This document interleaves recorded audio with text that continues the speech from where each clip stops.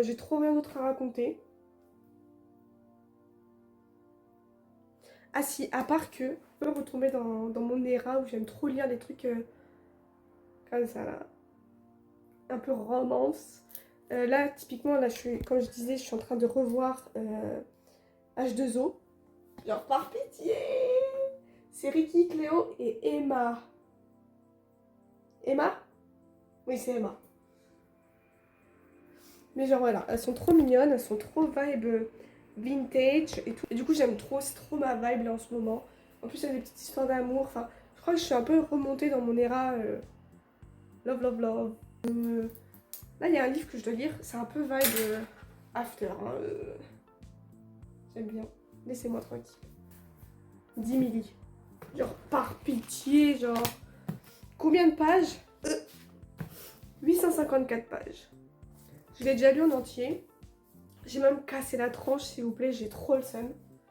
Et il y a un autre livre que j'ai acheté. C'est de Franck, comme d'hab. Le manuscrit inachevé. Donc c'est de Franck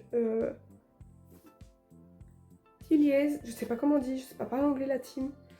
Mais bon, bref, voilà. Et pour le coup, c'est pas dans la série principale que lui fait, je crois. Parce qu'il n'y a pas mentionné le nom de Charcot dedans. Celle-là, c'est pas la série principale de cet auteur. Parce que la série principale, c'est avec Charcot, qui est un policier, finalement. Un commissaire, pardon. Et ça, par exemple, c'est entre guillemets la première enquête de Charcot.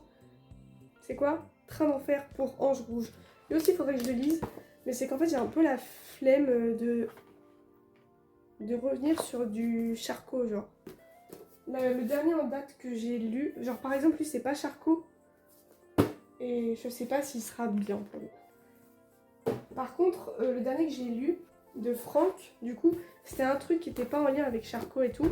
C'est C'était, pardon, La forêt des ombres. Et franchement, c'était nul à chier. D'accord? Genre, nul. Et quand je vous dis nul, c'est que c'était... je l'ai lu parce que je l'ai payé, quoi. Genre, vraiment... Le début, tu vois, ça allait, genre... On voyait un peu l'ambiance, je m'attendais à quelque chose de grandiose. Mais en fait, c'était nul. Genre, vraiment, il n'y avait pas de nul. Juste nul, en fait, j'ai rien à dire, c'était nul. La fin, je l'ai lu parce que, bah, fallait que je la finisse. Mais je suis restée coincée au moins plus d'un mois dessus, quoi. Et celui qui m'a fait rentrer dans Franck, 1991, la première enquête de Charcot.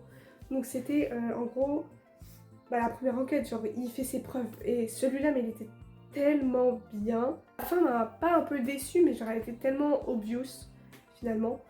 Mais je trouve que ça c'est bien... C'était pas mal, tu vois. Genre, moi j'aime bien les thrillers et... Je l'ai pas mon premier thriller. C'était Les 7 morts d'Evelyn Hardcastle de chez Stuart Turton. Donc là, c'est un autre livre de chez lui. Mais en fait, j'arrive pas à vraiment lire ce livre. Genre, j'ai trop peur d'être déçue comparé au premier que j'ai lu. Parce que franchement, Les 7 morts d'Evelyn Hardcastle, c'est mais d'une beauté sans nom. Genre là, ma grand-mère, elle est en train de le lire. Et elle rentre pas dedans comme moi je suis rentrée dedans. Et ça m'énerve parce que je vous jure, et je vais vous le conseiller, mais limite je vous paye encore une fois pour le lire, c'est Les 7 morts d'Evelyn Hardcastle, il y a 40 000 personnages. Mais quand tu comprends l'enjeu de tous ces persos, genre, t'es là mais tu bouffes le livre, mais tu le bouffes d'une manière, je l'ai bouffé. Et c'était un livre que j'avais lu dans une période où, bah, je dirais que ça faisait au moins bien... Depuis la terminale, vous voyez que j'avais pas lu. Et ça m'a remis dans la lecture. Mais d'une manière, c'était tellement bien pensé de A à Z, genre, t'es là, tu réfléchis, le livre m'a totalement retourné le cerveau, genre, l'auteur, le livre en lui-même, la manière dont c'est écrit, ah, je pourrais tellement vous en parler pendant des heures, niveau chef-d'œuvre, moi je le classerais plus haut que SNK, genre, ça pourra faire débat, mais genre, SNK à côté, c'est bien, bah, en fait, je trouve que c'est un peu équivalent. Mais je préfère l'ambiance de Les 7 morts d'Evelyn Hardcastle que de SNK. Mais c'est un peu le même délire de Mindfuck, genre T'as les réponses au début, un peu. Et quand tu sais la fin, tu te dis, ah ouais. Ah, c'est ça en fait. Enfin bref, et du coup, j'aimerais tellement retrouver ça dans cet ouvrage, mais genre, j'ai peur d'être déçue. Donc en fait, je le lis pas et j'arrive même pas à le lire. Pourtant, l'ambiance, elle est incroyable. En fait, dans tous ces livres, il y a il y a un plan en fait, pour te situer un peu où t'es dans l'histoire. Et après, de Franck, j'ai aussi celui-là, La Faille. Je l'avais commencé dans... Ah, c'est celui-là. Dans celui-là, ça commence, genre, je crois, il y avait une femme, elle était enceinte, et du coup, c'est une officier qui est enceinte.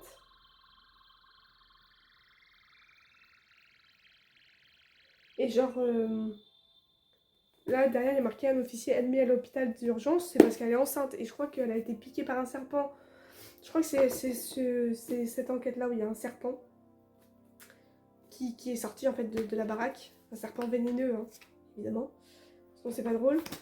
Et genre là, en fait, comme je disais, dans celui-là, c'est le commissaire Charcot et le lieutenant Henbel. Genre, en fait, lui, dans toutes ces histoires, il y a soit Charcot, soit Henbel. Et ils ont un lore un peu tous les deux. Et j'ai jamais réellement compris qui était Henbel, en fait.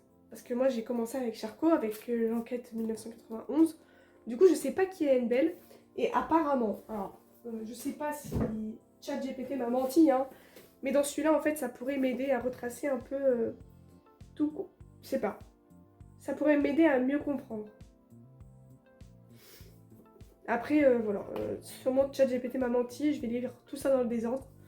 Mais apparemment, ça serait la suite logique. Genre ça, c'est le tome 1. Il y a 2 livres que j'avais acheté celui-là, Je vais mieux, de Frank Foenkinos, je ne sais pas le dire. Et c'était un peu genre une trend sur TikTok et tout.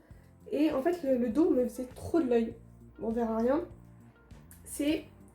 Un jour, je me suis réveillée avec une inexplicable douleur dans le dos. Je pensais que cela passerait, mais non. J'ai tout essayé. J'ai été tour à tour inquiet, désespéré, tenté par le paranormal. Ma vie a commencé à partir dans tous les sens. J'ai eu des problèmes au travail, dans mon couple, avec mes parents, avec mes enfants. Je ne savais plus que faire pour aller mieux. Et puis j'ai fini par comprendre.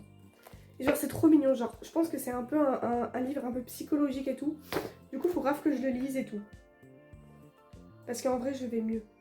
Et là, it's time to read it, because yes, là c'est vrai.